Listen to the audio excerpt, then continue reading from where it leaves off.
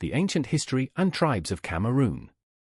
The history of Cameroon stretches back thousands of years, with early human settlements, complex societies, and diverse ethnic groups shaping the cultural and historical landscape of the region. Located at the crossroads of Central and West Africa, Cameroon has been home to various indigenous tribes, each with unique traditions, languages, and governance structures. The country's rich history is deeply tied to ancient migrations, trade networks, and interactions with external civilizations. Early human settlements and the Stone Age. Archaeological evidence suggests that human habitation in Cameroon dates back to the Paleolithic and Neolithic periods. Ancient rock paintings and engravings found in regions such as Bidzar and Mbe in northern Cameroon indicate that prehistoric communities lived in the area, engaging in hunting, fishing, and rudimentary agriculture. By around 3000 BCE, Bantu-speaking peoples began their great migration from the region around modern-day Nigeria and Cameroon, spreading across sub-Saharan Africa. This migration played a crucial role in shaping the linguistic and cultural diversity of the continent. The rise of ancient kingdoms and civilizations. As societies in Cameroon became more organized, various kingdoms and chieftaincies emerged. Among the most significant were the Sao civilization, the Kingdom of Cameroun, the Bamoun Kingdom, and the Tikar states. The Sao civilization, one of the earliest known societies in Cameroon, thrived along the banks of the Logwan and Shori rivers in the northern regions. Dating back to at least the 6th century CE, the Sao people built fortified settlements and engaged in fishing, farming, and ironworking. Their artistic and architectural achievements, including terracotta sculptures and elaborate burial practices, suggest a highly developed society. The Sao civilization eventually integrated with or was absorbed by the expanding Cameroon Empire. The Cameroon Empire, which spanned parts of present-day Chad, Nigeria, and northern Cameroon, played a dominant role in the region from the 9th to the 19th centuries. The empire controlled trans-Saharan trade routes, facilitating commerce in salt, gold, textiles, and slaves. Islam spread to the northern parts of Cameroon through the influence of Cameroon, leading to the establishment of Islamic education and governance structures in the region. Further south, in the highland regions of western Cameroon, the Bamoun Kingdom and Bamalik chiefdoms emerged around the 14th century.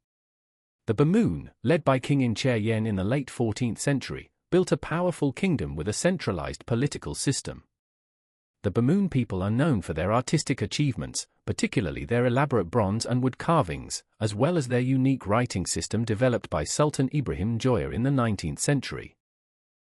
Similarly, the Bamalik people formed a network of independent chiefdoms, each ruled by a traditional king, Fon. Their society was structured around a hierarchical system of governance, secret societies, and cultural rituals.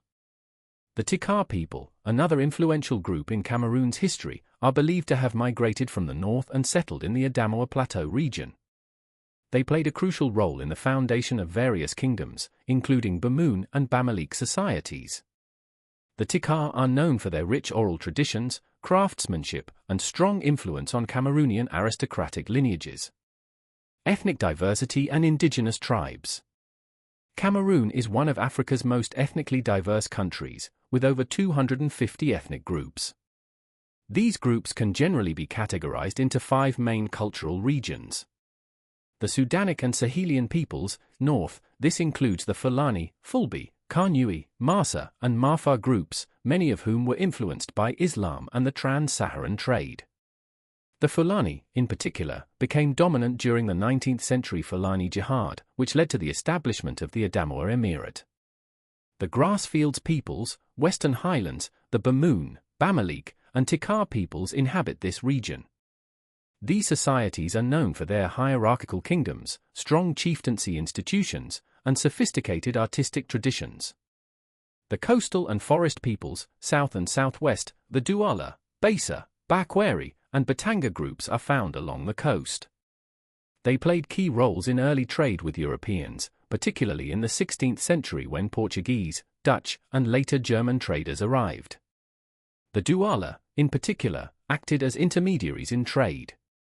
The Bantu-speaking peoples, central and southern forests, this includes the Iwondo, Bulu, Fang, and Beti peoples, who share linguistic and cultural ties with other Bantu groups in Gabon and Equatorial Guinea. Many were engaged in agriculture and played significant roles in pre-colonial trade. The Pygmy groups, southeast rainforests, the Baka, Bigeli, and Bakola are among the oldest inhabitants of Cameroon. These hunter-gatherer communities traditionally lived in the dense rainforests, relying on deep knowledge of the environment for survival.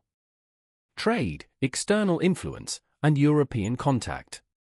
For centuries, Cameroon's various ethnic groups engaged in regional trade, exchanging goods such as cola nuts, ivory, iron tools, and textiles. Coastal tribes, particularly the Douala, became wealthy through trade with European merchants, who arrived in the 16th century.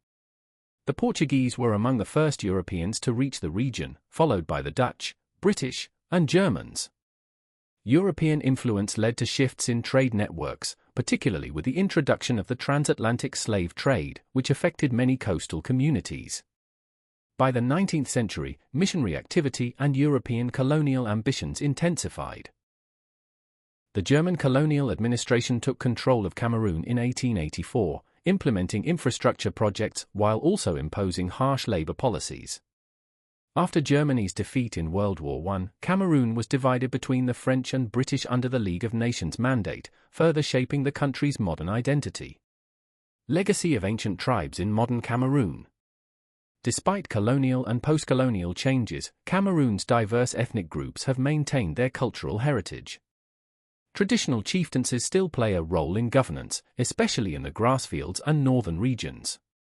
Festivals, languages, and artistic traditions continue to thrive, reflecting the deep historical roots of the nation's tribes. Today, Cameroon is known as Africa in miniature, due to its vast cultural, linguistic, and geographical diversity, all of which stem from its ancient history and indigenous civilizations.